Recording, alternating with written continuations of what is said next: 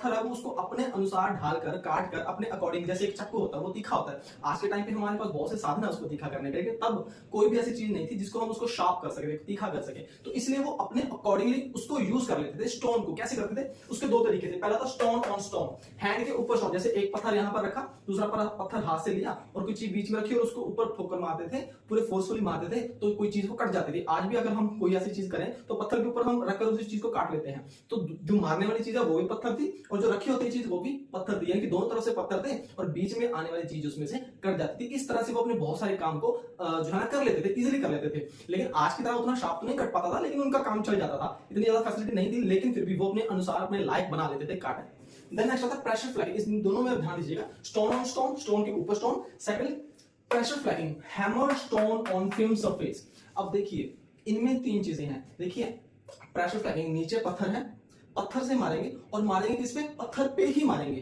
यानी कि नीचे भी पत्थर, ऊपर भी पत्थर और बीच में भी पत्थर, लेकिन उसको शार्प करेंगे, उसके फिल्म पर, उसके सरफेस पर मारेंगे। फिल्म सरफेस, सरफेस होता है उसके बिल्कुल कोने पर। जैसे अगर ये चीज है, इसको मैंने चाकू बनाना है तो मैं इसके इस एंड पर मारूंगा, इस दोनों तरफ से इसको तीखा बनाने के लिए, ताकि ये इसकी इस तरह की शेप आ जाए। तो तब हमारे पास कटर नहीं थे, कोई मशीन नहीं थी, लेकिन वो अपने इस तरह से अपना दिमाग यूज करते थे कि इसको हम तीखा बनाएं, शार्प बनाएं, ताकि इसके और ज्यादा काम में भी इसको लिया जा सके। बहुत सारी मूवीज में भी शायद आपने देखा होगा, मोहनजोदारो में एक ऐसा सीन है जिसमें वो उसको मारने के लिए जो है ना छोटा सा पत्थर का यूज करता है और गले में मारता है। आप देखिएगा उससे आपको काफी चीजें क्लियर हो जाएंगी। बुक में भी इसके जो है इंस्क्रिप्शंस दिए हुए हैं, इसकी फोटोज दी हुई हैं जो पत्थर काट के उस टाइम पे बनाए थे, तब आपको चीजें और ज्यादा क्लियर हो जाएंगी। और बुक्स मत छोड़िएगा, मैं हमेशा रेकमेंड करता हूं कि बुक्स आप जरूर पढ़िए।